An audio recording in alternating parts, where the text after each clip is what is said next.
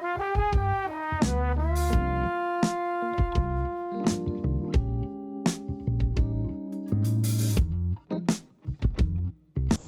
kami akan membahas mengenai analisis regresi dua prediktor. Yang pertama adalah pengertian. Analisis regresi dua prediktor adalah sebuah teknik analisis yang digunakan untuk mengetahui hubungan antara dua prediktor, yaitu X1 dan X2 dengan suatu kriteria tertentu. Hubungan ini merupakan suatu model regresi yang digunakan untuk meramalkan atau memprediksi nilai Y berdasarkan nilai X tertentu. Dengan analisis regresi akan diketahui prediktor yang benar-benar signifikan mempengaruhi kriteria, dan dengan variabel yang signifikan tadi dapat digunakan untuk memprediksi nilai kriteria. Untuk persamaan dari analisis regresi dua prediktor, maka menggunakan persamaan Y sama dengan A ditambah B kali X1 ditambah C kali X2, di mana Y adalah kriterium, X1 dan X2 adalah prediktor 1 dan 2, A adalah konstanta, sedangkan B dan C merupakan koefisien regresi. Selanjutnya kita akan mengerjakan contoh soal mengenai analisis regresi dua prediktor. Berikut disajikan dua data prediktor dan kriteriumnya. Berdasarkan data tersebut, maka pertama buatlah persamaan regresi antara bakat pertama yaitu X1 dan minat yaitu X2 dengan prestasi belajar siswa. Kemudian yang kedua, apakah persamaan regresi yang diperoleh dapat dijadikan sebagai dasar prediksi terhadap prestasi belajar siswa berdasarkan bakat dan minatnya? Dan ketiga yaitu apakah ada korelasi bakat X1 dan minat yaitu X2 dengan prestasi belajar siswa yaitu Y.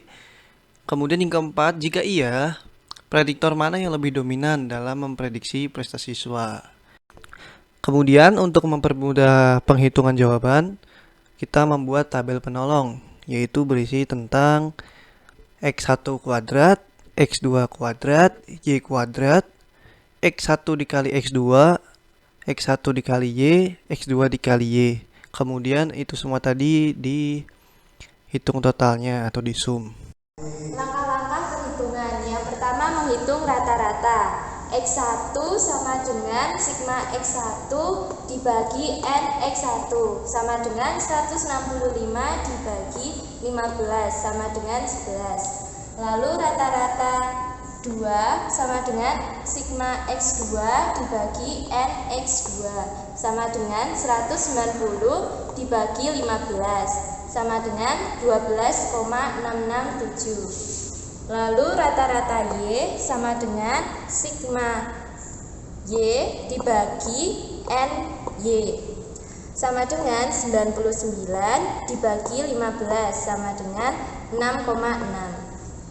Menghitung deviasi untuk Y kuadrat. Sigma Y kuadrat sama dengan sigma Y kuadrat dikurangi sigma Y dikuadratkan dibagi N sama dengan 669 dikurangi 99 dikuadratkan dibagi 15 sama dengan 669 dikurangi 9801 dibagi 15 sama dengan 669 dikurangi 653,4 sama dengan 15,6. Yang selanjutnya yaitu menghitung deviasi untuk X1 kuadrat.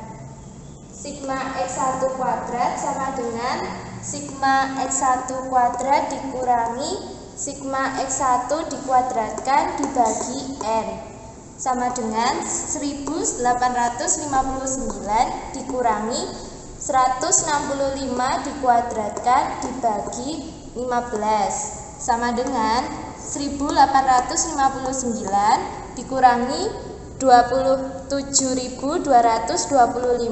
dibagi 15 sama dengan 1859 dikurangi 1815 sama dengan 44. Menghitung deviasi untuk X2 kuadrat.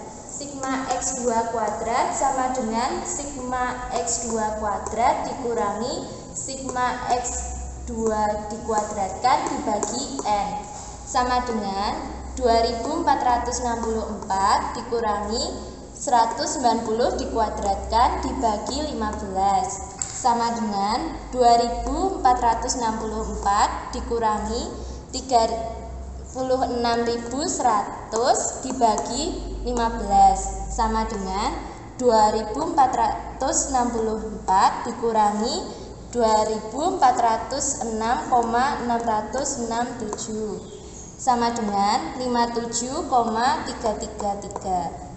Selanjutnya untuk menghitung deviasi X1Y, sigma X1Y sama dengan sigma X1Y dikurangi sigma X1 dikali sigma Y dibagi N sama dengan 1102 dikurangi 165 dikali 99 dibagi 15 sama dengan 1102 dikurangi 16.335 dibagi 15 sama dengan 1102 dikurangi 1089 sama dengan 13. Selanjutnya untuk menghitung deviasi X2Y, sigma X2Y sama dengan sigma X2Y dikurangi sigma X2 dikali sigma Y dibagi N sama dengan 1274 dikurangi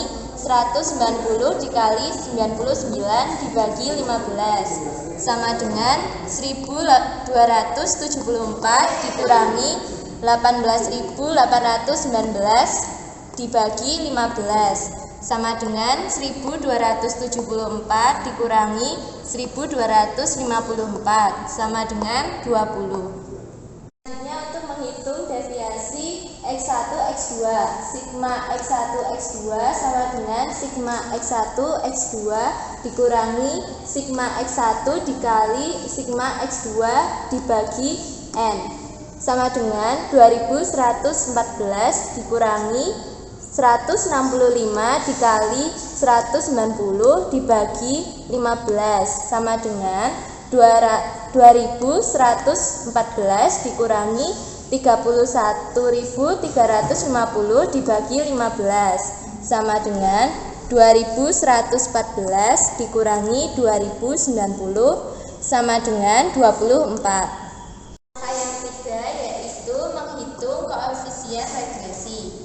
B sama dengan sigma X2 kuadrat dikali sigma X1Y dikurangi sigma X1 X2 dikali sigma X2Y dibagi sigma X1 kuadrat dikali sigma X2 kuadrat dikurangi sigma X1 X2 dikuadratkan sama dengan 57,333 dikali 13 dikurangi 24 dikali 20 dibagi 44 dikali 57,333 dikurangi 24 dikuadratkan sama dengan 745,329 dikurangi 480 dibagi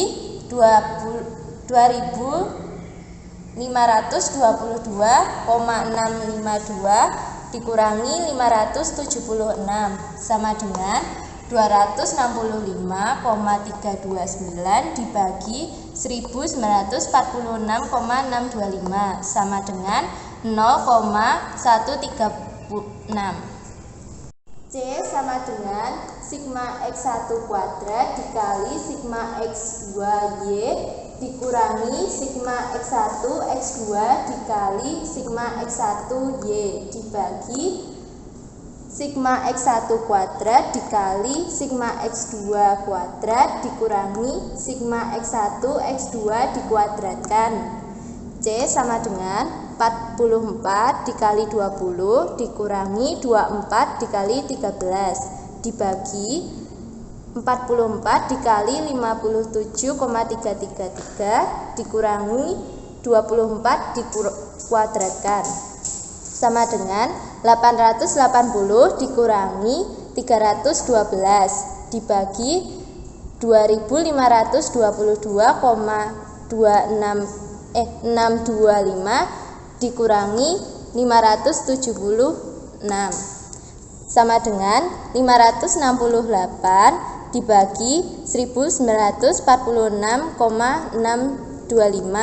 sama dengan 0,292. A sama dengan rata-rata Y dikurangi B dikali rata-rata X1 dikurangi C dikali rata-rata X2. A sama dengan 6,6 dikurangi 0,136 dikali 11 dikurangi 0,292 dikali 12,667. A sama dengan 6,6 dikurangi 1,496 dikurangi 3,699. A sama dengan 1,405. Yang keempat adalah membuat persamaan regresi. Y sama dengan A ditambah B X1 ditambah C X2. Y sama dengan 1,405 ditambah 0,136 X1 ditambah 0,292 X2. Selanjutnya, langkah yang kelima adalah menguji signifikasi persamaan regresi. Rumusnya, jumlah kuadrat regresi sama dengan B dikali sigma X1Y ditambah C sigma X2Y sama dengan 0,136 dikali 13 ditambah 0,292 dikali 20 sama dengan 1,768 ditambah 5,84 sama dengan 7,608.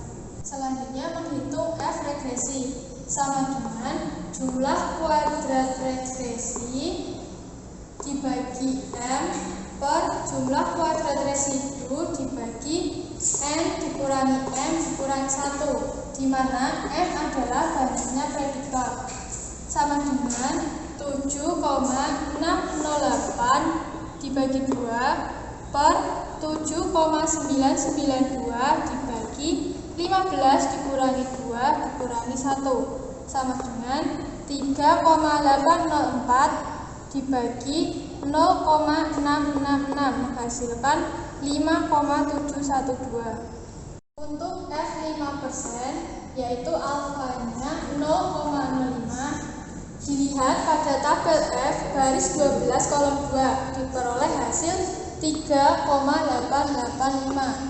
Selanjutnya untuk F 1% yaitu alfanya sama dengan 0,01 dilihat pada tabel F baris 12 kolom 2 didapat hasil 6,927. Lalu dari hasil perhitungan F regresi tadi sama dengan 5,712 lebih besar dari F 5% yaitu 3,885.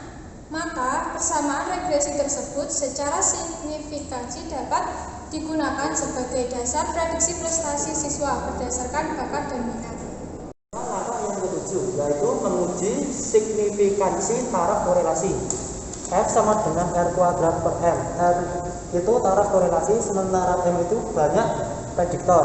Lalu dibagi 1 min R kuadrat per N kurangi M kurangi 1, sementara N itu banyak data, sama dengan 0,487 per 2 dibagi 1 kurangi 0,487 dibagi 15 kurangi 2 kurangi 1 sama dengan 0,2435 per dalam kurung 0,513 per 12. Lalu sama dengan 0,2435 per atau dibagi 0,04275. Lalu sama dengan hasilnya yaitu 5,696. F 5% pada tabel alfa 0,05. F 5% sama dengan 3,885. Itu bisa dilihat pada tabel F baris 12 kolom 2. Sementara untuk F1%, tabel alfa 0,01, F1% sama dengan 6,927. Itu bisa dilihat pada tabel F baris 12 kolom 2. Disimpulkan dari hasil perhitungan F regresi sama dengan 5,712 lebih besar daripada F 5% sama dengan 3,885. Berarti ada korelasi yang signifikan antara bakat dan minat dengan prestasi siswa. Yang ke-8 adalah menghitung sumbangan relatif atau bisa disebut SR. SR X1 sama dengan B sigma X1 Y per JK regresi dikali 100%. Nah, kita masukkan sama dengan 0,136 dikali 13 per 7,608 dikali 100% sama dengan 0,232 dikali 100% dan hasilnya sama dengan 23,2%.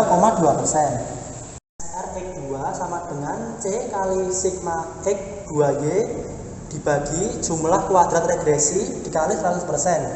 Hasilnya bila dimasukkan sama dengan 0,292 kali 20 per 7,608 dikali 100%.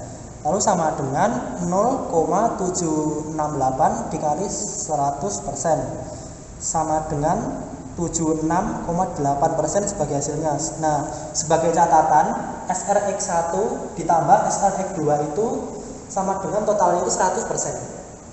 Langkah yang ke-9 yaitu menghitung sumbangan efektif atau bisa disingkat SE. SEX1 sama dengan SRX1 dikali R kuadrat sama dengan 23,2% dikali 0,487 sama dengan 11,3%. Lalu SEX2 sama dengan SRX2 dikali R kuadrat sama dengan 76,8% dikali 0,487 sama dengan 37,4%.